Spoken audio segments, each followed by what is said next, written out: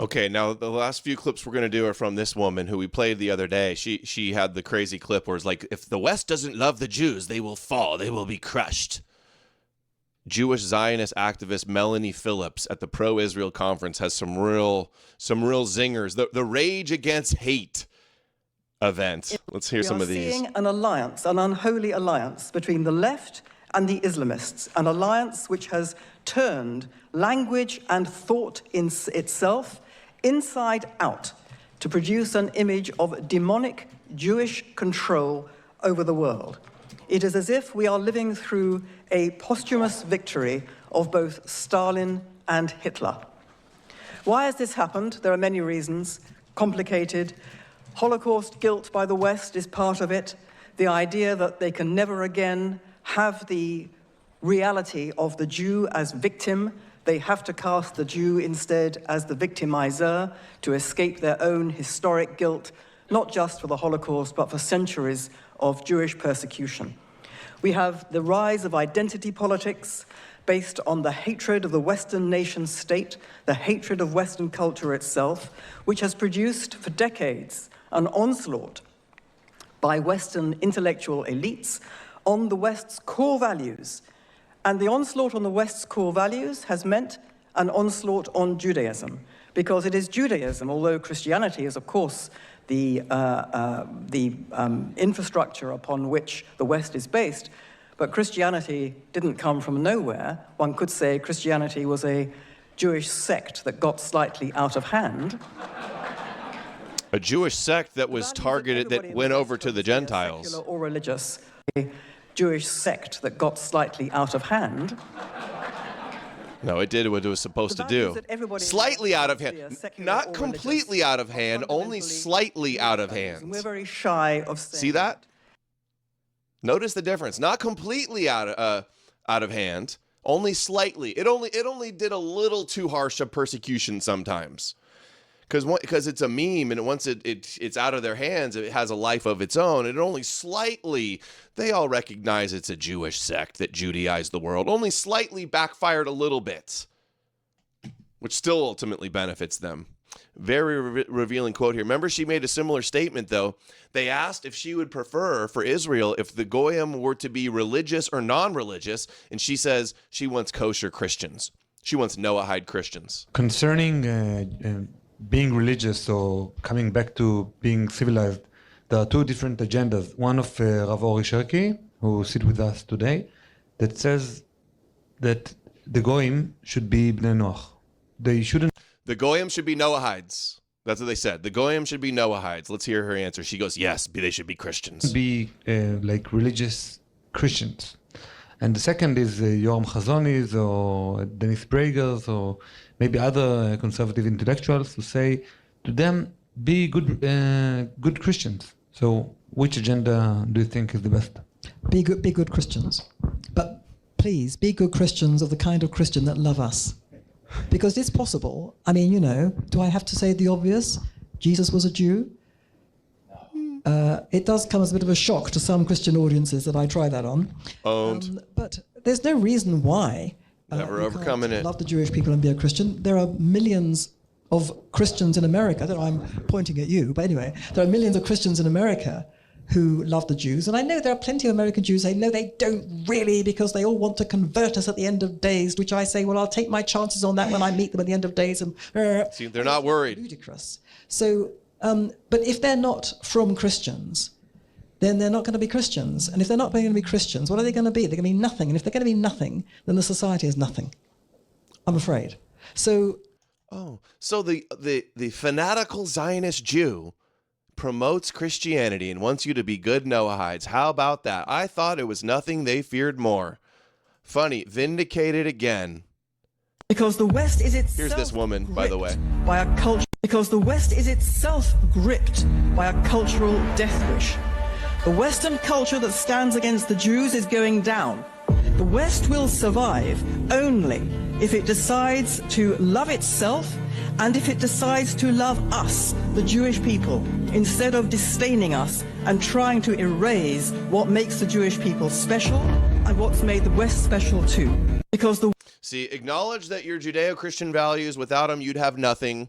as Christians in the Christian West, love them and their special mission on earth and acknowledge their God and love them and be good Noahides. Otherwise, you will be destroyed and crushed. That's what this woman says. And she also promotes Christianity. Yes, I want them to be from Christians. And only slightly observant Christians.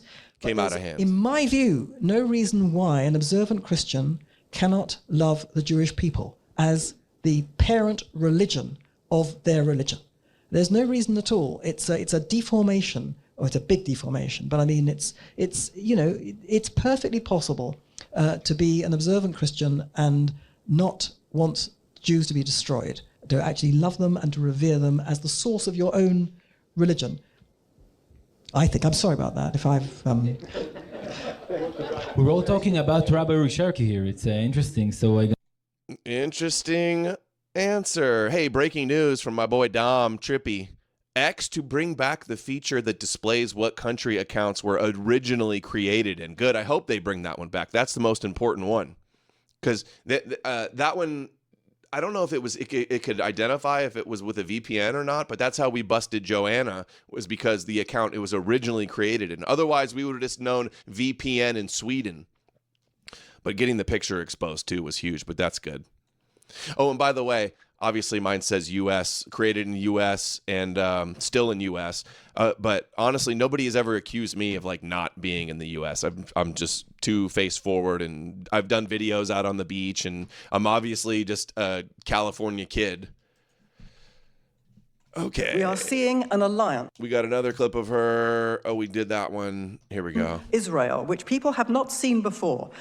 Now there is a spirit abroad in Israel, which people have not seen before, a spirit among younger people. They will not be diverted from defeating the enemy. It is no longer enough simply to what was called mowing the lawn, to keep the enemy down on the basis that they're always going to be there and we're always going to fight them. No, enough. We will now fight to defeat the enemy because we know that only defeating the enemy is what we should be doing. And there's been a realization that this idea of mowing the lawn, this idea of not going too far, this idea of doing what the world expects us to do, that is galut mentality. That is diaspora mentality. Exile. That is trying to please Galut. and appease the world. But the world we now understand from what we've been living through and are still living through. She's going to say the world hates them no matter what, so they can just do whatever they want to do, and it doesn't matter. That's what she's going to say. That's the mindset they have. The world cannot be appeased. It has to be fought. It has been Fight described, the world. and I think most wonderfully, as a move from Talmud to Tanakh, by which I mean this. The Talmud, that collection of rabbinical ordinances which justifiably can be said to have kept the Jewish people alive since their exile from the land of Israel, is very much a diaspora mentality. It is a mentality which looks inward, which says we are up against a world which hates us, we have to protect ourselves. The Tanakh... That's the whole mindset. Esau hates Jacob. The whole world hates him for no reason. They have to unite. They have to fight. They have to defend. They have to be tribal. They have to wage war by deception. They have to rise and kill first. This is the whole crowd in pain as they strike you narrative. It's full of stories of the Jewish people of antiquity fighting real battles, killing real people Empires. in defense of their nation and their people and their faith. And that is what has to be done. And I see that what we are seeing now in this war that has been fought is the resurrection of the Tanakh Jew, the return of the heroic Davidic warrior. Strength, not weakness. Davidic warrior. She says there's no such thing as Palestine and there's no such thing as the Palestinian people. Common Zionist talking point. The world has been made to believe that peace and justice in the Middle East hinge on the Palestinians getting a state of their own. Justice for the Palestinians has been deemed to be the issue that drives all before it. By apparently denying that happy outcome, the state of Israel has come to be perceived as the enemy of humanity itself.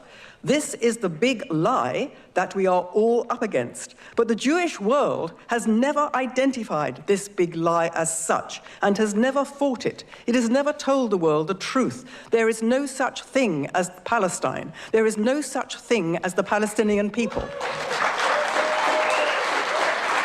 The Jewish world The Jewish world They're has- they're so genocidal and dehumanizing. There's no such thing. There was no Palestine before here. Nobody lived here. It's all ours. God gave it to us. Rage against the hate, like the most hateful people. never told the rest of the world that the indigenous people of the land of so-called Palestine are the Jews, that the Jews are the only people who have any entitlement to any of this land, an entitlement based in law, in history and morality, and they are the only people who have an entitlement to all of it. All The of Jewish it. world has never All the promised land. All of it. Eretz Israel. All of it. It's all ours. Meanwhile, they try to make it illegal when they say, the Palestinians say, from the river to the sea, and then they promote the same exact rhetoric that it's all theirs because God gave it to them. Oh, here we go. Well, there's one more from her, I believe. Let's see.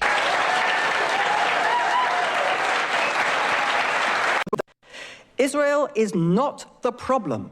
Israel is the West's solution. That is the message that the Jewish Our world is solution. pushing at every opportunity to Total reframe gaslighting. the narrative, This is our narrative. Frame the narrative with our propaganda. telling the West that Israel defeats its enemies because it has a will to live. That is because it knows what it is, But we it don't? loves what it is. By contrast, the West has told itself it hates what it is, it no longer even knows what it is. This is a recipe for cultural suicide. The West is unable to Christianity is cultural suicide. Listen to Joel Berry. confront the Islamist death cult because it has a death wish itself. Dude, Israel death is cult. I love Jews calling Islam a death cult, like Christianity and Judaism aren't too. Pot calls kettle black. in the West, you should choose life, and this is how you do it. In my view, this is an absolutely seismic point in Jewish history. Seismic? This is the Jewish moment. We must rise to it. I'm Yisrael Chai. Here's one You more. need to know and love your identity. To fight, you need to know and love your identity. Just pretend she's talking about white people right here. If white person says that, evil white supremacist, Jew says it, nobody bats an eye. Watch. To fight, you need to know and love your identity. Israel gets it. Now, diaspora Jews need also to realize you are not just Americans with Judaism added on. In Britain, they're not just British Jews with Judaism added on. They are part of the British people, you are part of the Jewish people and the Jewish nation, and that should come first. That should come first. This is just like what Herzl said, by the way. If you're Jews, you're the nation, the Gentile nations you live in, the exile of Edom amongst the Christians that you live in, that doesn't come first. No, your Jewish identity in the state of Israel comes first. But then they'll get up in kvetch and go, oh, dual loyalty tropes. Oh, how dare you say we're dual loyalty when they say shit like this? Dude, she's the worst. She's like an straight out of central casting of some like dark Sith comic book villain. British people you are part of the Jewish people and the Jewish nation, and that should come first. The Jewish nation and your people worldwide. Oh, there's no global Jewry, but this is like most influential Jews is she England or Europe, right? And this is what they say. But then we point it out and they say, oh, that's an anti-Semitic trope. Dual loyalty. First and foremost, you are Jews. Everything else is secondary. Wow. First and foremost, you are Europeans and everything else is secondary. No, Jesus is first. That's what they'll say. No, we're all equal. We're all born in the image of God. We're all the same. We're all one family, one human family. And then they're up here like, no, Jewish nation and Jewish people comes first, not the nations that you live. They hate you and are demonic anyway, they'll say. Wow. Great clips. Thank you. We're going to have to save that one. Add that one to the catalog. Yeah, dual loyalty is being generous. It's with a lot of them, it's single loyalty and like complete hatred for European nations. Yeah, remember the clip? There's no such thing as dual loyalty. Remember that one PNAC woman that said that Israeli PNAC woman? We know what that meant.